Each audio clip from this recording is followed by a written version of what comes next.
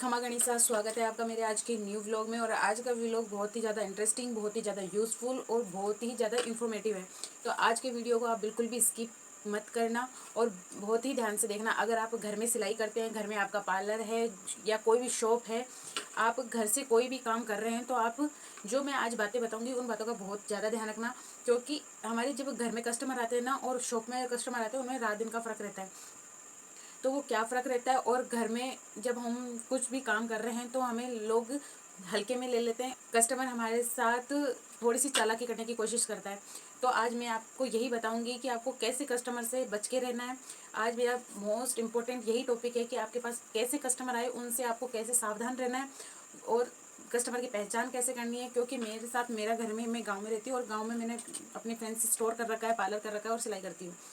तो मेरे साथ अभी इन दिनों में बहुत सारे केसेस ऐसे हो गए कि मतलब बहुत धोखेबाजी टाइप हो गया कि है ना, कस्टमर विश्वास करके हम उनको चीज़ दे, कोई भी सामान देते हैं या फिर हम सिलाई का सूट सिल के देते हैं, तो वो हमारे साथ धोखेबाजी कर देते हैं। तो आपको इसी बारे में मैं आज बताऊंगी आपको। तो मैं आपको ये है कि कस्टमर से हमें बच के रहना है। तो सबसे पहला तो हमारा वो कस्टमर है कि हमारे पास जैसे कोई भी कस्टमर आए तो हमें उससे, देखिए, अगर आप शॉप कर रखे हो तो आपके पास कभी भी कोई कस्टमर आए तो आपको ध्यान रखना है कि वो विश्वास के लायक है या नहीं है। क्योंकि बहुत बार क्या होता है ना, हम सामान दे देते हैं, कस्टमर कहता है ठीक है हम लेके जा रहे हैं, हमारे पास अभी पैसे कम हैं, आपको बाद में दे देंगे। लेकिन वो क्या करते हैं, वो बाद में मतलब बहुत लंबा ले जाते हैं, 1 साल 2 साल। मेरे साथ तो ऐसा हुआ है, 20-20 रुपये को साल भर से वापस लौटाया है। मतलब आईब्रो बनवाने आते हैं, 20 रुपये का आईब्रो बनवाया और कहा कि हम आज लेके नहीं आए और कल देंगे, और वो कल कभी आता ही नहीं है। तो ऐसे आपको ध्यान रखना है कि आपके कौन से कस्टमर हैं जो विश्वास के लायक है, उन्हीं को आप उधार दें, ठीक है। और उसके बाद है कि आप अगर आर्टिफिशियल ज्वेलरी रखें, मैं मेरे ही टॉपिक्स बता रही हूँ आपको क्योंकि मेरे साथ बहुत सारे धोखे हो चुके हैं, इसलिए मैंने सोचा आपको भी आगाह करूँ कि ऐसे कस्टमर आए तो आप प्लीज़ उन पर विश्वास ना करें।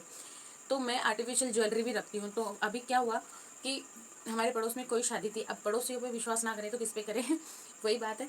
तो उन्होंने मेरे साथ 2 बाजू लेके गए कि हमें बाजू पसंद आ गए। वो उस दिन, जिस दिन शादी थी उसी दिन लेके गए थे। तो बाजू लेके गए, उसके बाद उन्होंने कहा कि 2 बाजू लेके चले गए, ऑलरेडी पैसे दिए नहीं, सिर्फ लेके चले गए। मैंने कहा कि अगर आप यूज़ करोगे तो मैं उसको नहीं लूँगी, ठीक है। मैंने क्लियर बोल दिया था कि मैं यूज़ कर लेंगे आप तो मैं आप बाजू नहीं लूँगी, क्योंकि आप पैसे दे रहे नहीं अभी। तो मैं विश्वास किया, मैंने कहा यार पड़ोसी है, कहाँ जाएंगे। अगर उन्होंने कहा कि मैंने बाजू पहन लिए तो ठीक है। फिर उन्होंने कहा कि 2 बाजू और चाहिए हमें, मैंने 2 बाजू और दे दिए, ठीक है। अब पड़ोसी है, आपको गाँव में रह रहे हो, पड़ोसी है तो आपको देना ही पड़ेगा। और विश्वास भी कोई चीज़ होती है कि हाँ ठीक है, पड़ोस आज शादी है, कल अपनों को पैसे मिल जाएंगे। और मैं भी बहुत खुश हुई, क्या हुआ, मेरे एक दिन में 4 बाजू बिक गए। लेकिन हुआ क्या, उन्होंने रात को शादी थी, शादी को अटेंड किया, बाजू पहने, मस्त डांस किया, मस्त फोटोशूट कराया। सुबह होते ही उन्होंने चारों के चारों बाजू मेरे को वापस ला के दे दिए। मतलब मैं कुछ बोल ही नहीं पाई, मतलब शौक हो गई मैं कि यार ये क्या हुआ। अगर आपने चीज़ यूज़ कर ली है तो उसके तो आपको पैसे देने चाहिए। लेकिन उन्होंने क्या किया, साफ मुकर गए कि हमने तो पहने नहीं। जबकि हम खुद भी शादी में गए थे, हमने उनको पहने हुए भी देखे थे, फिर भी वो साफ मुकर गए। अब उस पड़ोसी से क्या लड़ने जाए, ये नेचर मेरा नहीं है। तो मतलब मैं उस कुछ बोल ही नहीं पाई कि मैंने कहा हुआ क्या। मतलब 4-4 बाजू आप कोई लेके जा रहे हो तो आप अगर है ना उसको वापस भी कर दिए ना, उसका किराया दे। ऐसे नहीं कि भाभी जी अगर ठीक है आपने ले लिया, आपसे पूरा नहीं तो किराया तो दे। ना किराया कुछ भी नहीं, एज इट इज़ ला के यहाँ पे पटक दिया, जैसे कोई धर्मशाला में ला के पटक देता है। तो आप ऐसे कस्टमर से बहुत ज़्यादा सावधान रहे, किसी पे भी विश्वास ना करें। आर्टिफिशियल ज्वेलरी, अगर आप आर्टिफिशियल ज्वेलरी रखते हो तो किसी पे भी विश्वास ना करें कि हाँ हाँ आप लेके जाइए और आप बाद में पैसे दे देना। क्योंकि वो क्या करते हैं, फिर आप चीज़ को यूज़ करते हैं और वापस ला के दे देते हैं। और ख़ासकर जब कोई प्रोग्राम हो तो उस वक्त तो आप उधार बिल्कुल भी ना दें। ये मेरे साथ बहुत हो चुका है, इसलिए मैं आपको डिटेल में बता रही हूँ। दूसरा है कि अगर जिस ग्राहक को आप जानते नहीं हैं उसको भी उधार ना दें। क्योंकि नए नए कस्टमर आते हैं, हमारे पास थोड़े से पैसे कम हैं, आप बाद में ले लेना। लेकिन वो वापस आते ही नहीं है, क्योंकि जो रेगुलर है उनको तो हम जानते भी हैं और वो वापस भी आ जाएंगे। लेकिन जो नए कस्टमर आते हैं उनको आप ध्यान रखें कि उनको उधार ना दें, क्योंकि उनको ना तो आप जानते हैं, और अगर वो वापस कब आएगा, कब अपना उधार चुकाएगा, मतलब कोई पता नहीं है। तो आप जो नए कस्टमर है उनसे उधार अगर आप पर जानते हैं, उनका घर जानते हैं, उनका एड्रेस जानते हैं, तो ही उधार दें, ठीक है। और मेरे साथ क्या होता है, मैं गांव में, मतलब हमारा राजपूतों में क्या होता है कि हम बाहर निकलते नहीं हैं।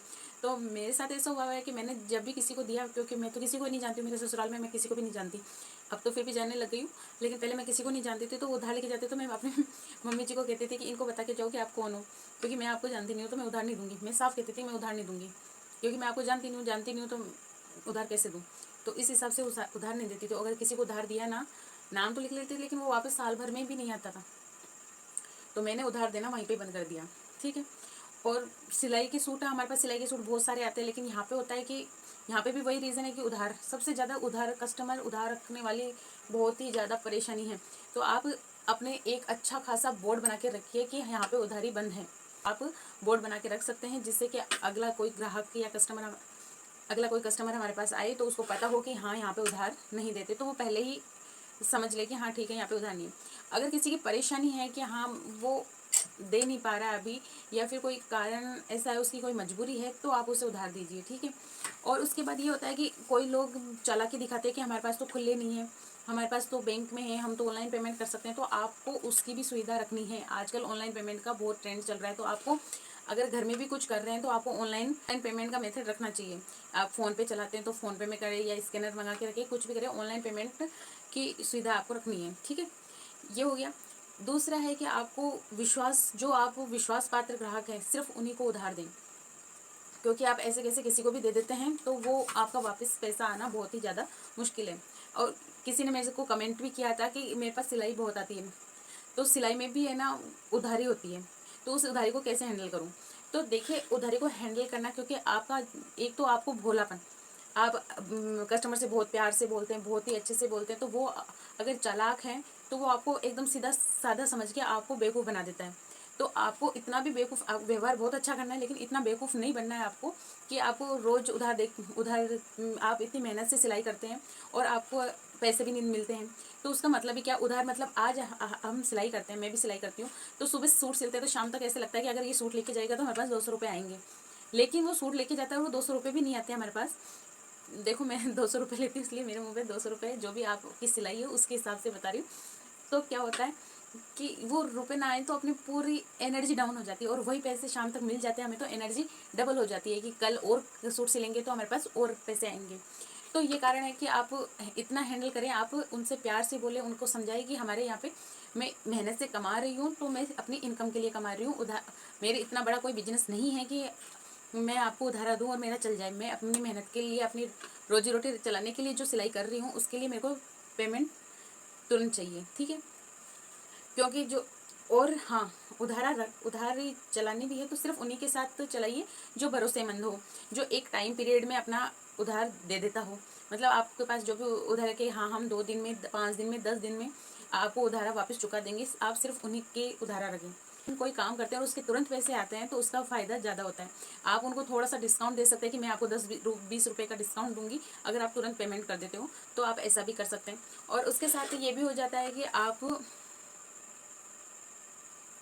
उसके साथ आप ये भी कर सकते हो कि कस्टमर जो भी आपके पास है उनसे रिक्वेस्ट कीजिए कि प्लीज़ आप मेरे से उधार के लिए बोल के प्लीज़ शर्मिंदा ना करें, क्योंकि मैं उधार नहीं दे सकती। मैं अपने कस्टमर को, अपने सिलाई वाले कस्टमर, हमारे शॉप पे जो कस्टमर आते हैं, उनको मैं साफ मना कर देती हूँ कि नहीं, मैं उधार नहीं दूंगी।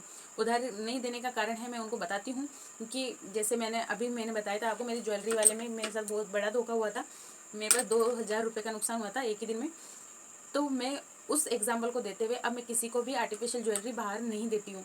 कुछ भी हो जाए, कितना भी करीबी हो, मैं नहीं देती हूँ, क्योंकि मेरे पड़ोसी जो थे वो करीबी थे, लेकिन उन्होंने भी धोखा दे दिया। तो एक से धोखा हटने पर वो धोखा होता है, तो वो सबसे विश्वास हट जाता है। तो ऐसी आप इसकी भी नहीं रखें, क्योंकि आर्टिफिशियल ज्वेलरी ऐसी है कि 2 मिनट पहनते हैं और फ्री। तो ऐसी चीज़ों को आप उधार बिल्कुल भी नहीं करें। किसी को दिखाने के लिए घर पे ना दें, अगर दें तो भी सिर्फ 2 घंटे का टाइम दें कि आपको पसंद आ रही है तो ठीक है, नहीं 2 घंटे में आप वापस ला के दोगे मुझे। तो आप क्लीन एंड क्लियर रखें उनके सामने अपनी बात को, बिल्कुल भी हिचकिचाई नहीं, क्योंकि कस्टमर है, आपका काम पसंद आएगा तो आपके पास ज़रूर आएगा। आप सिलाई कर रहे हो, आपकी सिलाई अच्छी है, आप की फिटिंग अच्छी बैठती है उनसे, तो वो ज़रूर आएंगे। सिर्फ है ना पैसों के कारण वो आपसे टूटेंगे नहीं। हमारा डर क्या होता है कि हमने उनको उधार नहीं दिया तो ये अगली बार नहीं आएगा, लेकिन अगर आपका काम अच्छा हुआ तो वो आपके पास ज़रूर आएगा। एक उधारी एक दुकानदार के लिए, एक सिलाई करने वाले के लिए ऐसा है कि उधारी के बिना तो काम ही नहीं चल सकता, क्योंकि उधारी तो हमें थोड़ी बहुत करनी पड़ती है, लेकिन इतनी भी उधारी ना करें कि आप बर्बाद हो जाएं। ठीक है ना, मतलब आप इतनी मेहनत कर रहे हो, उसके बाद आपके पास वो पैसा भी नहीं आ रहा, आपकी फुल मेहनत लग रही है, उसके बाद वो पैसा ही नहीं आ रहा है, तो वो मेहनत का कोई मतलब ही नहीं है। तो उतनी ही उधारी करें जितना आपका बजट में रहे कि हाँ ठीक है इतनी उधारी मैं कर सकती हूँ, लेकिन इतना भी ना करें कि आप लॉस में चले जाएं। ठीक है, इन बातों का ध्यान रखना है आपको कि अपने कस्टमर को बहुत ही ध्यान से देखें कि हमारे कस्टमर किस प्रकार का है।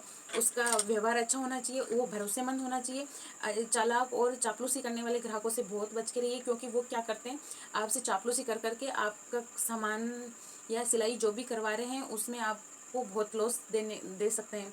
क्योंकि मेरे साथ बहुत होता है कि जो चापलूसी करते हैं वो चापलूसी करते करते हमारा नुकसान कर देते हैं और हमें पता भी नहीं चलता।